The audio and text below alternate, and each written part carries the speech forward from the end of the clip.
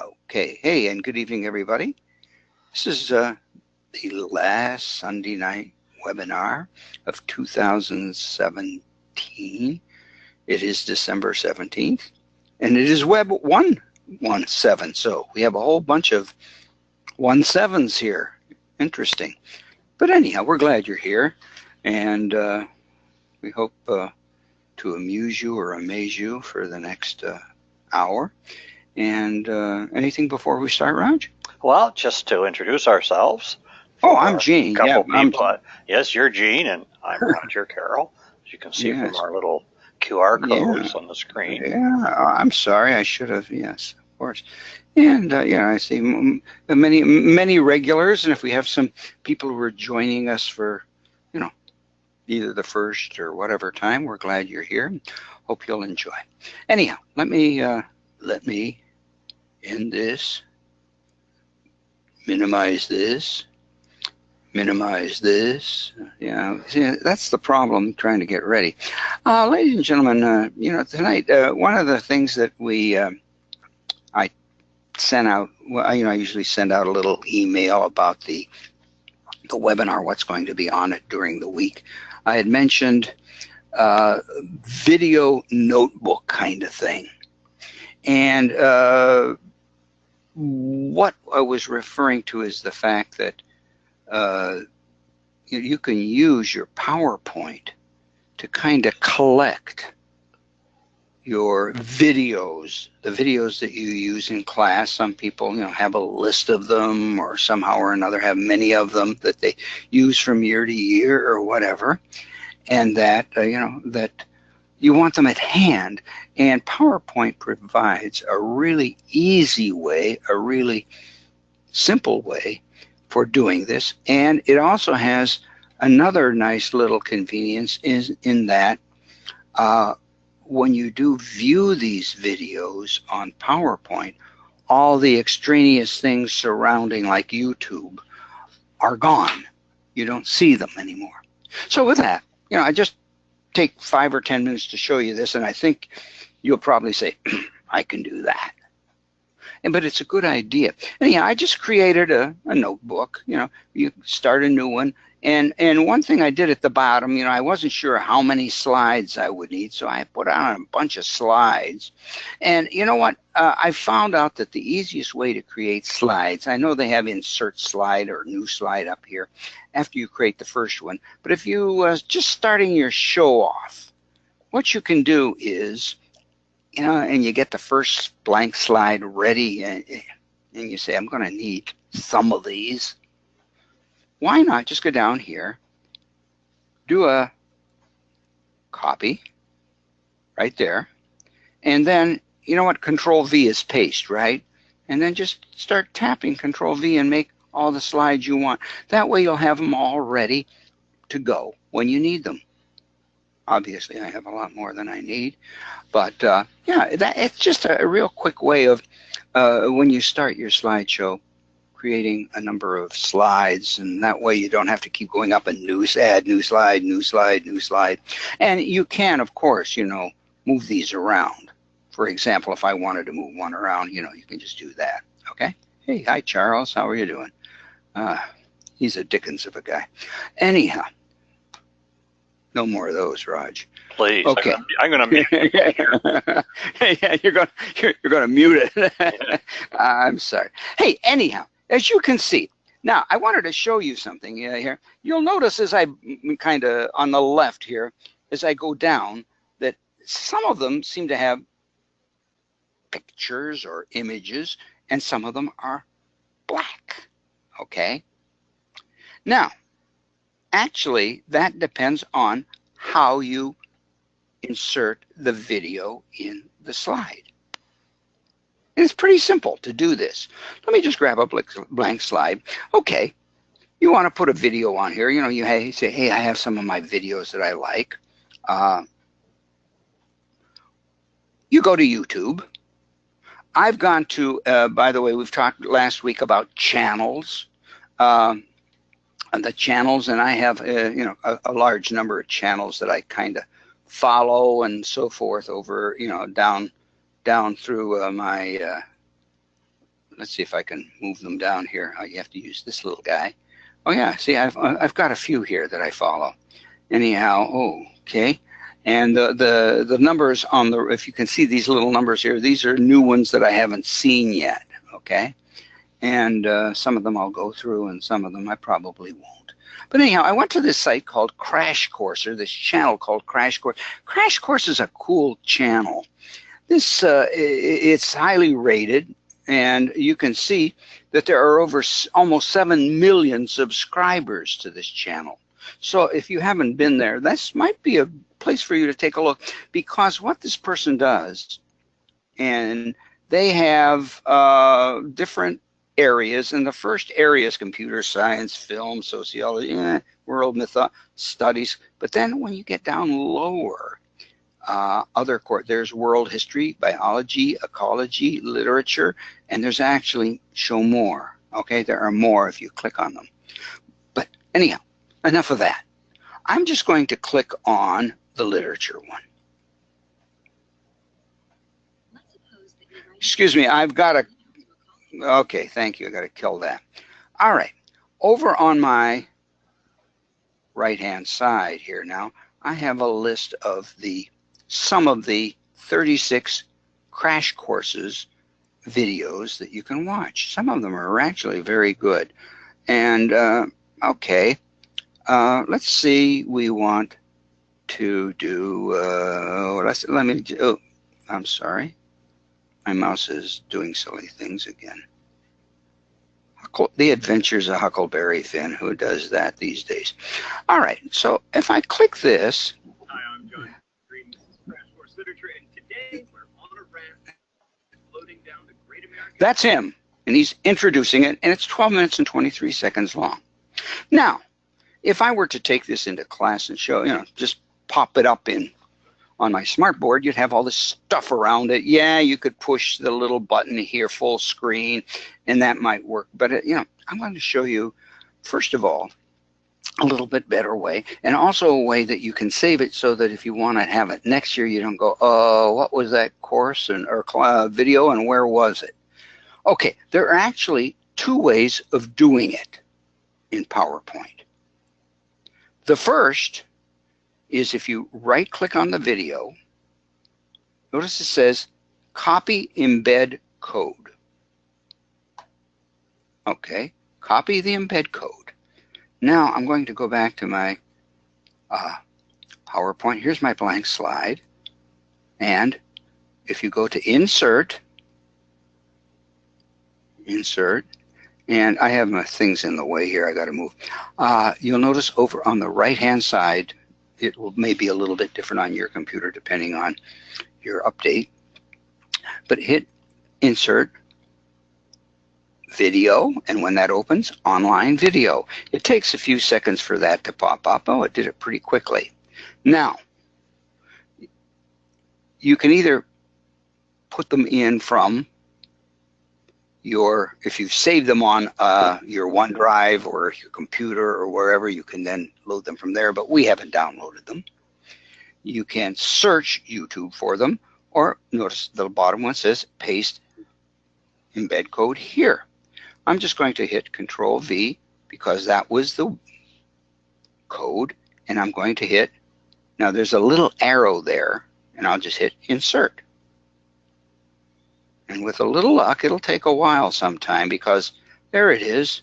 Okay, now notice one thing now. Okay, now what I can do is make this as big as I want on the slide. Now that's really good, except for one thing. If I were to click on this slide, I don't know what the name of the video is. So if I were to do that, say, with A Christmas Carol, I could put a little text over here and say what it is. That's one way of doing it. That was pretty fast. Now, what happens when you hit Slideshow? I'm just going to hit Slideshow from current slide. There's the Christmas Carol. And then when I click on it, notice it pops up real quickly. me end the show here. And if I were to go here, and now, from current slide, this may take a few seconds. There it is. Oh, I'm sorry. There it was. I'm John Green. This is Craig. There it is. It's on your slide. Notice what's nice about it is you could show this without having any, ads and other stuff around it. It makes it a little bit easier to see. I will also tell you that when it first starts, it may look like it's cut off a little bit, but it shows completely. So that's one way of doing a insert a video. And now, let me hit the end. If you save this PowerPoint, you have all of these videos that you've done this to saved. Now, another way of doing it, let me go to another slide, and this is the one that shows the picture. Let me go here. Notice this says The Adventures of Huckleberry Finn, Part 1, Crash Course Literature number 302. I am going to, oops, I hope I'm going to. Oh crap, I'm not going to do it very well, am I? I'm going to copy this. I'm going to hit Control C, okay? Trust me. Maybe I didn't. I'm having some problems with my mouse. I apologize. Come on. Control C. Okay, I've copied that name. Now I can go to my slide. I can still go to Insert, back to the video, just like we were before. Online video, just as I did before. Now, notice where it says Search YouTube.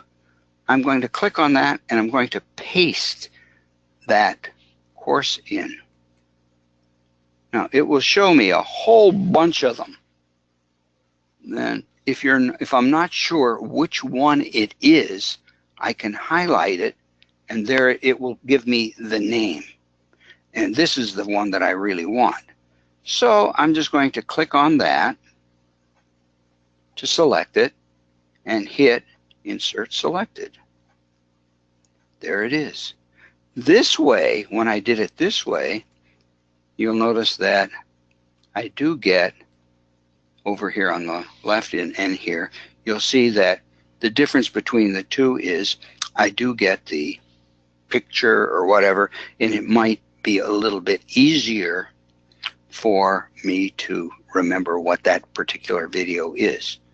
So this is basically a very simple way of collecting videos, and you can save the PowerPoint and have them. Now, you are not downloading the videos. When you go here, you still have to be on the internet, and you still have to go to, let me go here. You still have to go to YouTube. Hi, I'm John Green. This is Crash Course Literature. Okay, he's talking about, okay. All right. But anyhow, this is a lot, to me, a time saver, an organizer, and also presents the video in a nice, easy, clean way. So that's pretty simple. I don't know if there are any questions or anything about that, or if you have any comments, Raj. Well, I'm looking at, again, I'll use quite a number of slides. Yeah. And it's certainly a very manageable way to manage a group of videos. You could have a PowerPoint for a particular unit of study. Sure. With a whole series of videos in it. And within your PowerPoint, you can create groups and group them that way. Just sure. You don't want to make them unmanageable as you're trying to manage all these. Oh yeah. You don't want to make it. I don't recommend that you have just one, because then you got to go searching through that and finding. I just tried one. Just as, again, I had one for literature, and then a little bit further down. I think. But you could have, like, for literature, it could be a particular genre or whatever, crash course, or like you say, science. You may want a PowerPoint with nothing but science videos if you're a elementary teacher, and want to group them by subject area or whatever, to manage them that way. And then what we would recommend is, just save them on I would recommend save them on your OneDrive. Boom. And then, no matter what device you're using, you can access them. I mean, if you want to go home and work on it. Make the point that, of course, you have to be connected. Yeah, see? Connection Whoops. to be able to view any of these because you're not actually downloading. Someone updated the server. Oh, okay. All right. Okay. I had already done that. That's what it was. Now, there is one little thing, and you know what? Let's see if I can. May I, for 1 second? I'm going to show this if I have it here. Notice this happens sometimes. When you start the PowerPoint the first time, oh, it didn't this time. Okay, you may get a little thing up here saying, what is it? Internet connection or whatever has been turned off, so that you just have to click on that to okay it to use the so that when you click on these it will go to the internet. But again, it's just very, very, very simple. And that's, like I say, very simple thing, but again, a really good use for. And oh, you know what? The reason I did this, the whole reason this came to me is this was kind of cool. And then I'm going to switch over to you, Raj. I don't know if you've seen this, Raj. This is the top 200 tools for learning 2017. And I found this rather interesting. And now I have to tell you one little thing. I noticed the UK up here. It is actually from the UK, okay? Have to learn a different language. Well, but it's still kind of interesting. Now, they talk about the different usage, and the one, real quick, like personal and professional, PPL, workplace learning, and the third one is education. So this is personal and professional. But if you'll notice, I've looked at YouTube. It is the fourth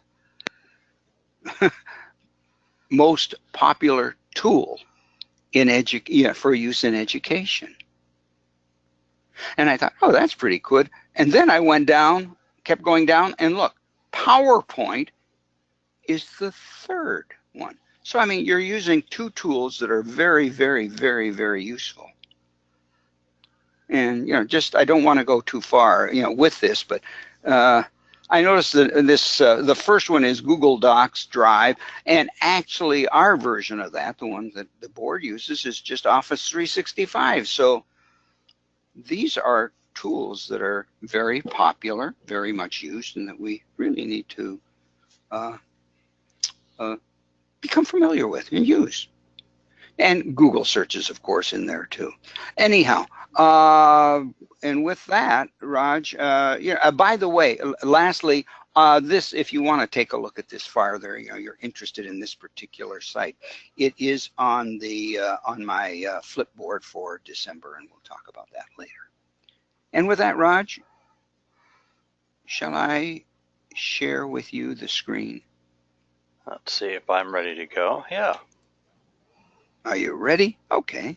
Well, then we'll switch over to Raj and let Raj do some good stuff. You should be looking at my PowerPoint screen. I am looking at your PowerPoint screen. Well, one slide screen. Oh, those are good. But kind of dovetailing on everything Gene's talking about, managing recorded videos, etc. there. What I wanted to show you were a couple of ways that you can, use your own videos, create your own videos, and there are quite a few of them. I noticed, Gene, I don't know what version of PowerPoint you were using, but you didn't have the Office Mix tab. Whatever. I thought I did. It wasn't on there, so take a look. I don't know if you got that add in. And you know what? You know what? It's I redid. I reinstalled it on my Surface, and I did not put the Office Okay. Mix on. Well, the point I was going to make is that it's pointing it out, but it is going to be going away.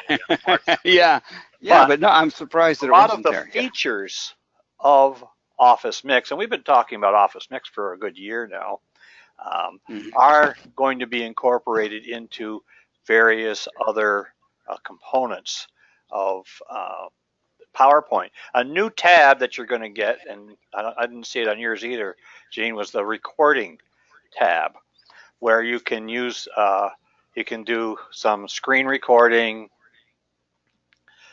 record a slideshow. You can publish it to one of your little tools in your Office 365 called Stream, and so on. Last week you talked about dictation. I looked at the survey, the Dictate tab. Yeah. And we pursued this a little bit. I think you mentioned it, that it is a beta program. It's a Microsoft Garage program. That's exactly which is what we a said. development component of Microsoft. They put together their programmers, their creators, and let them pursue interests of their own, which sometimes lead to full upload upgrades of many of the featured programs. Dictate and Dictation is in beta. I mentioned that. For PowerPoint, it's also in Word and so on. And the problem with it is, it's not a problem, it's an absolutely fantastic tool with a lot of uses for students who have just difficulty composing. They have trouble getting their thoughts out in front of them where they can see them, whether it's in Word and stuff, and you went into all the detail of that last year. I'm going to suggest that if you want to try it, depending on what version you're using in school on your school district laptop, you could get it and download it on your own personal computer. But I'm going to suggest you put it in a request ticket for it. Yeah. Request district at one of your school tech people to install it so you can start using it. Point being, I think if teachers want it and it's being used, then the district will say, oh, this is something, and my opinion, it's certainly a very useful tool.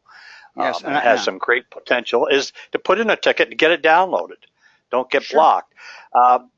I'm working on my Surface Pro tonight. I was working on my school laptop, which was behind in a number of updates because I'm not in the school. I can't get them otherwise.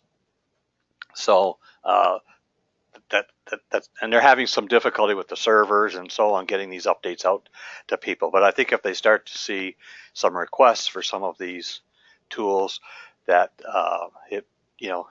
they'll rise to the surface and should be addressed. After all, our whole point in having this technology is to use it with students and have students use it as well to enhance their learning possibilities as well. So the dictation was one that Gene spent a good deal last week talking about it. There are some other options we also saw in Google Docs. It's been there for a while. One of the things, one of our school psychologists looked at this because there were some issues with some students who have some special needs, and he did a kind of a side-by-side comparison with Microsoft Dictate and the dictation feature that you're looking at here and Google Docs, and found within Google Docs the accuracy of the spoken word voice to text was a little higher in the Google Docs. They're both pretty high, but it's something that I think students would find very useful, and it's something that maybe ought to be in one. You're like, here it's in PowerPoint, so you could voice into a text box and so on. That was just a total aside from last week because I wasn't here. I did look at the survey and was at a meeting this week where this was discussed and some of these things talked about as well. I want to look at two things. I'm just going to run this. If you're taking some notes, the website is called Biteable.com. It's the world's simplest video maker. Well, kind of like the world's best coffee in the movie Elf. You know, everybody can call themselves the world's best, simplest, whatever. But it is pretty cool. It's free for a limited version of it. I'm going to take you to the website and show it to you. But one of the features of it is that once you complete a simple video, you can embed it or link to it in on your website or in a PowerPoint. This is a link to the site, and this is when I'm going to run it, this has been embedded, and this has been linked to, and it was like a 1 or 2 second feature. So let me run those, and you'll see what's going on here.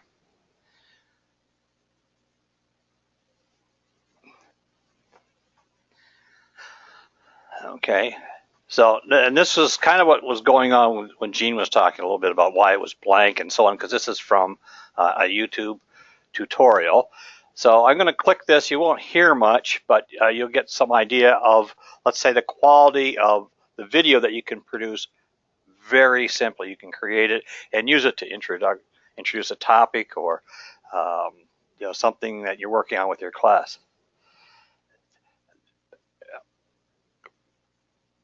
Okay, full screen is, oops, I pressed the escape button. The full screen is not available in that. What I'm going to do is just take you to the website itself.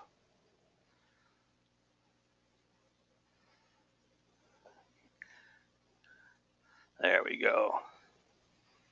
And you can sign in for a free account. And with a free account, you get just a limited number, and they produce a watermark when you produce it if you don't want to get the paid version. And this is a sample video right here. I can hear it, you can't. There's a watermark they're talking about.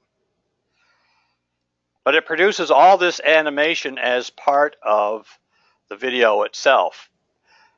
We can do some similar effects in our own PowerPoint version and so on. This has a built-in music library with a whole bunch of available themes and so on. And all of these videos are built in. They have little clips of them as well, and you can upload your own if you like when you get into it. When I was messing around with it, I created a simple one here. This is a link that you can put obviously into a PowerPoint and so on. Let's see if I can get it going there.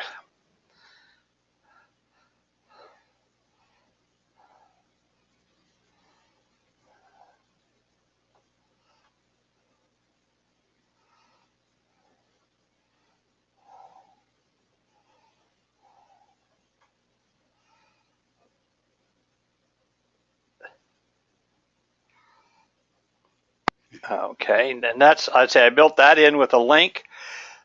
When you complete a simple project, you do have the option to embed it. Unfortunately, you can't embed it into a PowerPoint.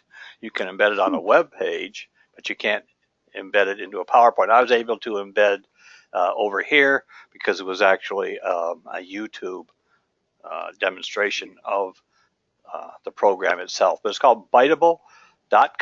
It's fun, it's easy, it's free, and you get a limited accessibility to it. But I think it might help you drive a couple of points and a number of templates. You're not stuck with all these characters. You can do a whole lot of different really interesting things. You can upload, as you saw, I uploaded a photograph, so you can personalize it in just about any way you can think of as well, and it's really kind of neat. So that is Biteable.com. There is another. I don't know if I can close that one out. I'm going to close that out. And I'm going to close that out. I'm going to close that out. So I want you to see this other little feature. Gene, I don't know if you've come across this or not. You're talking about apps and extensions in Chrome. There is one. This is called Screencastify, and it's a Okay. I don't know. Have you used this? I've not used it. I've read about it or seen it. Yes. It's an extension, and it's a free extension, but it has some limitations for the free version, which you may never ever need to go beyond the free version. It allows you to record your desktop. You can record from your camera, either front or rear camera, depending on what device you have, and you can record a tab. So any one of these tabs here, I can be on any one of these tabs, and I can click on Screencastify, and now it comes up. I've already said I want to record the tab again, a desktop or with your camera. You've got the microphone, the tab audio. You can record some video. You can embed the webcam. And where this is going is if you want to create a simple introduction, a simple how-to video introduction for some students for a certain project and so on, you can embed the camera so it would show you, and you can position the angle and the view of yourself speaking to your students as the video is recorded. So you can record the whole screen, you can record your desktop, your cam for some how-to videos. The audio is fairly extensive for what you can build into it as well. And what I found, I went and did Gene, I committed the ultimate sin in your book. I actually paid for a version of this. Oh, I do that. And if it's good, you'll buy it. But the paid version lets you download it in an MP4 format, which means you could do this, put it into a PowerPoint, and share it out that way. So it gives you a whole lot of editing capability that you don't have in the free version. And the free version is roughly $2, not roughly, it is $2 a month for all that extra capability. And I did it because I wanted to see what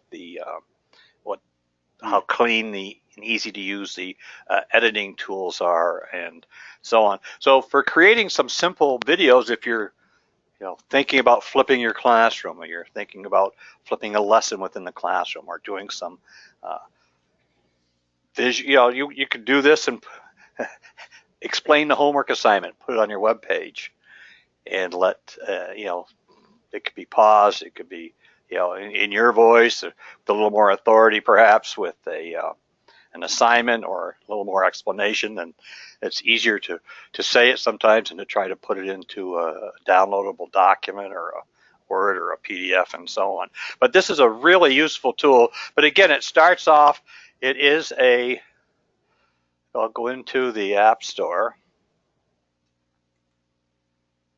and it is an app. Now this is going to show that I already have it. This is what it looks like if you search for it.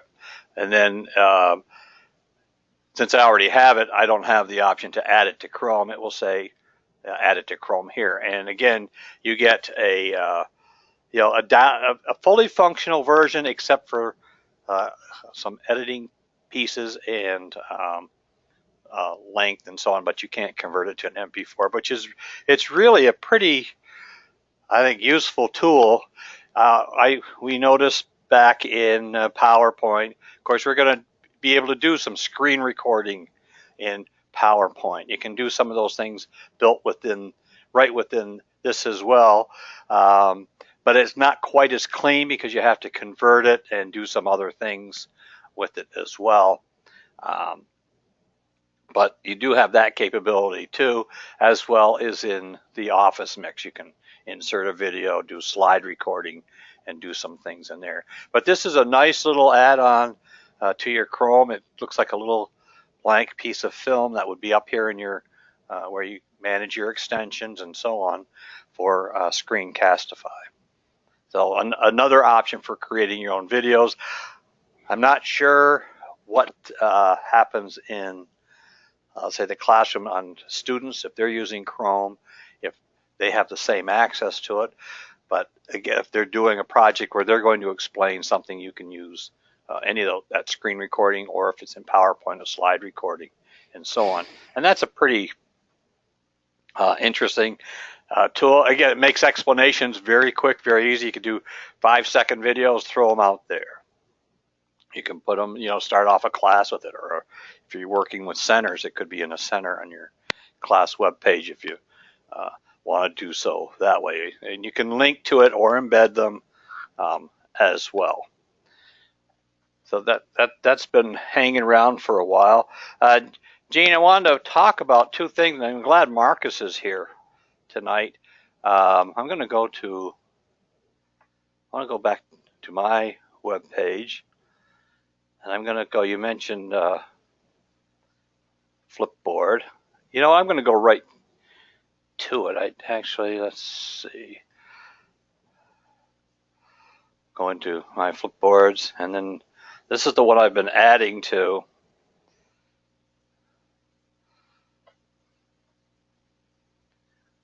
Let's see,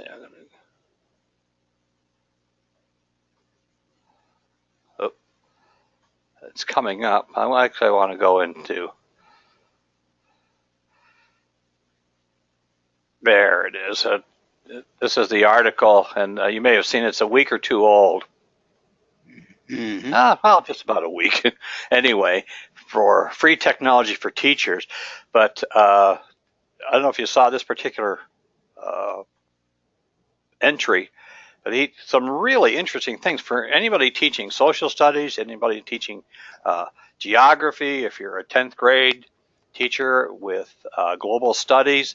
This has some really interesting possibilities. I was showing it to my 10th grade grandson and talking about some of the features of this.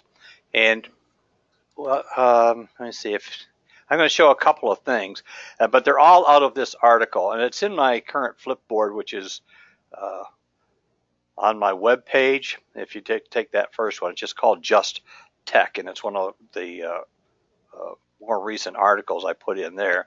But this one has to do with 3 sites that'll help students. It's much more than just comparing the size of countries and states and so on. But one of the ones that they mention towards the end of the article is If It Were My Home. And if you go to it, and that's the name of the website, ifitweremyhome.com, what would you be comparing? Okay. So it's taking the standpoint of you are in the United States, you're an American citizen. What if let's say Angola were your home? And it brings up comparing the United States to Angola. But the really interesting feature of this, besides the mapping and so on, this is a overlay of Angola on the United States. So it shows a relative size of the country compared to the United States. And that's one of the other websites mentioned in that article for free technology for teachers. But if you look at this, if Angola were your home instead of United States, you would, and then look at all of these you woulds. And this could generate certainly great discussions, generate some nice project ideas. You could go in here and do some things. Notice each one of these has a drop down.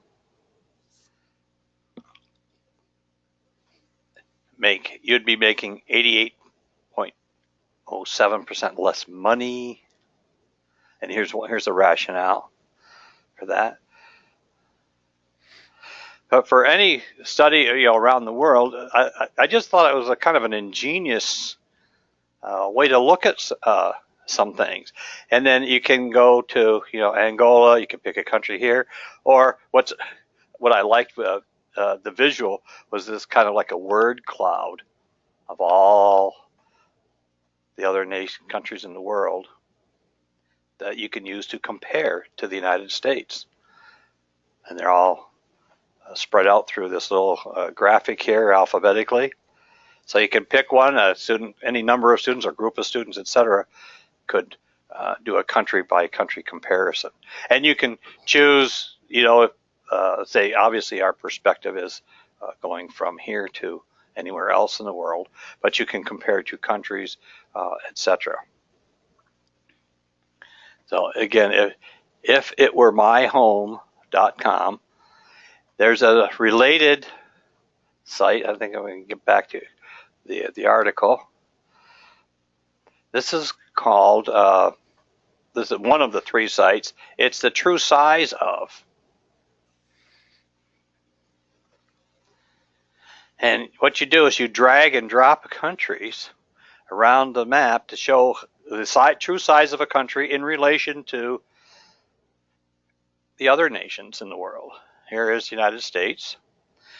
But say the true size of, I'm going to type in United States,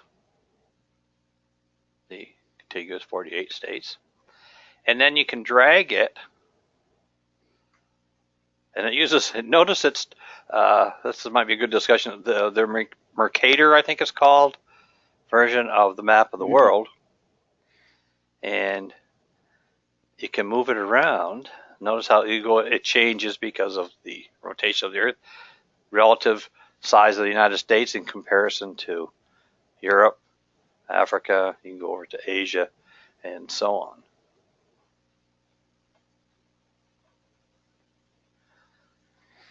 And you can, again, search in any of those there. There's another application here. I don't want to take too much more of your time, Gene.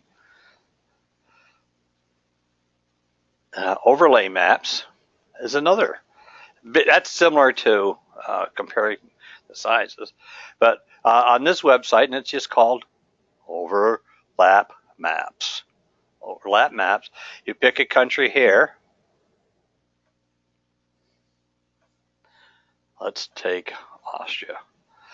And you overlap Austria onto, let's pick a state. Oh, sorry, select a country first. Let's pick the United States. Then pick a state. Okay, we'll go Idaho. Click the arrow.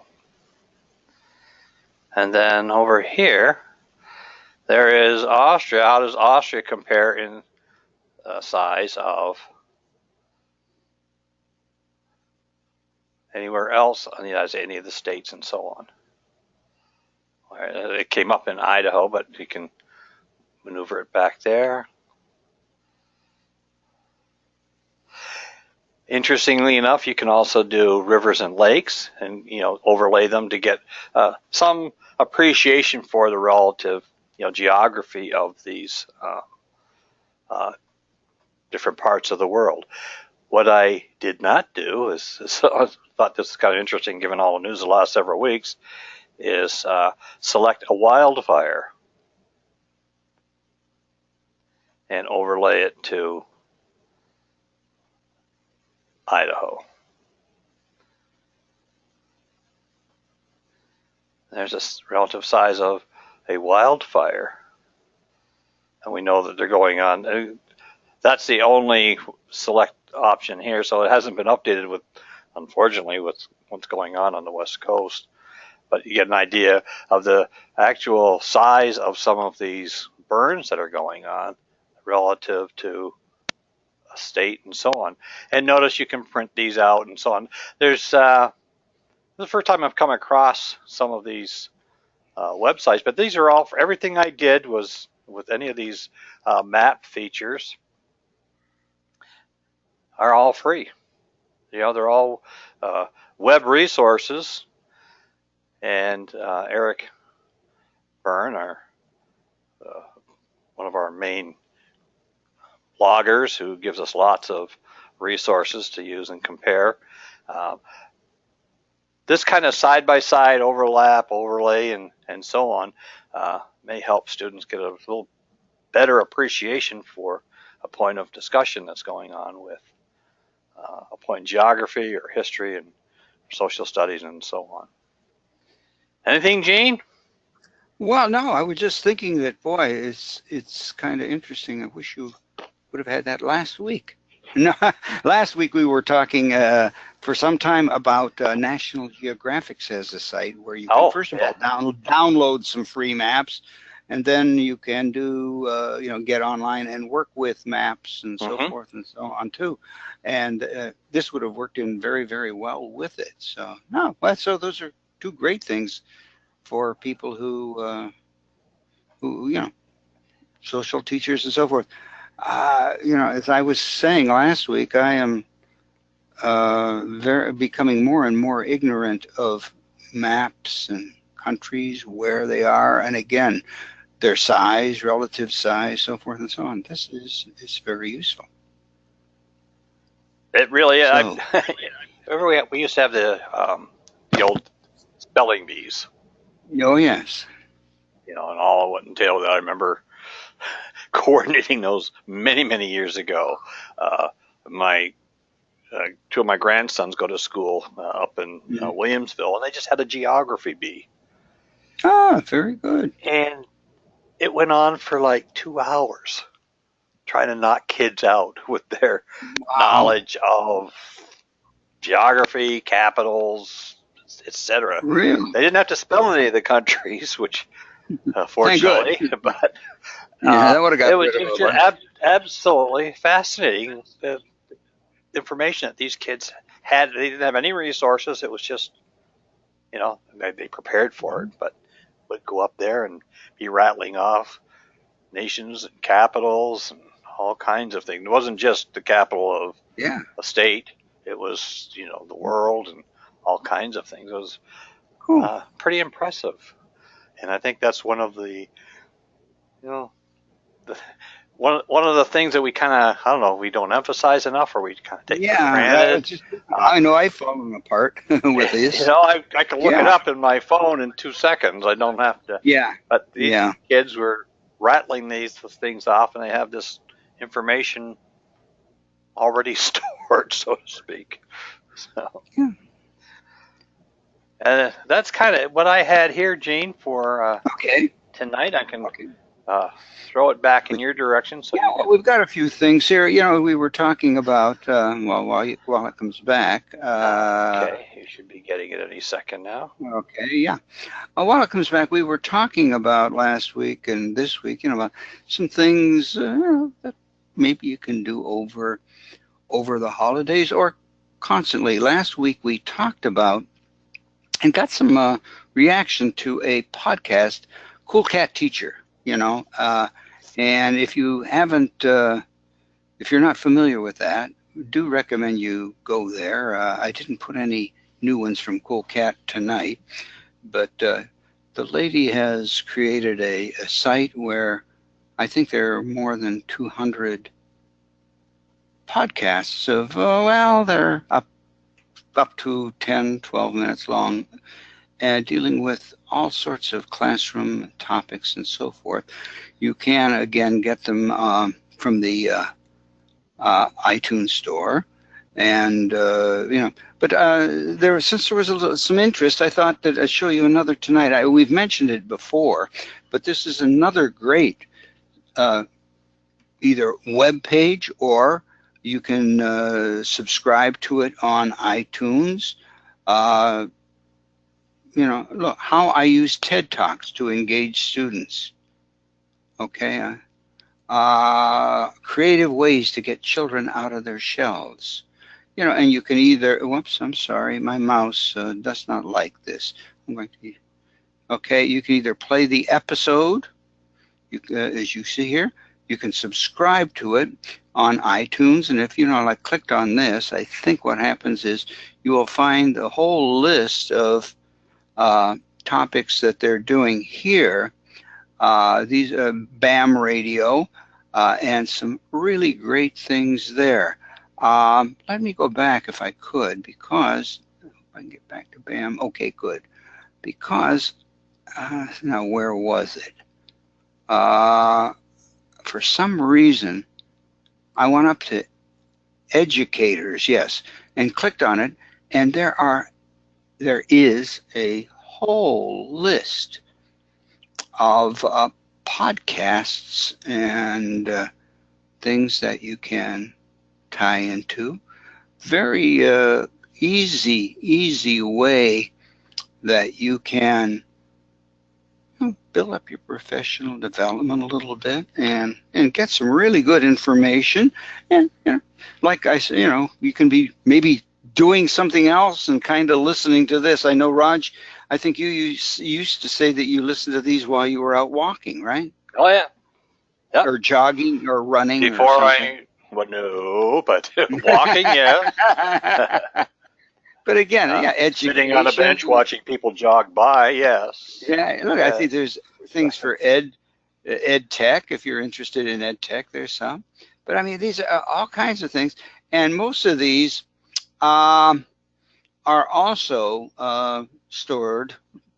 posted on iTunes, and you can go in and subscribe to them there. So if you're into your iTunes, just go and log into your iTunes, and your podcasts will be there.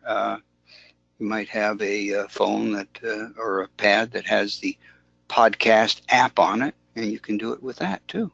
But that's just another good way. Hey, I was looking through this stuff, for this week, and I ran into this. What math looks like, and I started reading this article, and it's actually written for upper class, a little bit higher level classes, and it deals with visualizing math ideas. And and I went down, and I actually went through. There's a video here on math simulations, and I understood most of it. Some playground math. It got real. This one, I started listening to this, and it was about a young boy on a slide, and trying to figure out the angle and so forth. And this is really good. And then I looked at the top, and it's it's written by a guy named Harry O'Malley, and I noticed it was highlighted, so I clicked on Harry O'Malley. And I found out that Harry O'Malley is the co-director of the gifted math program at UB.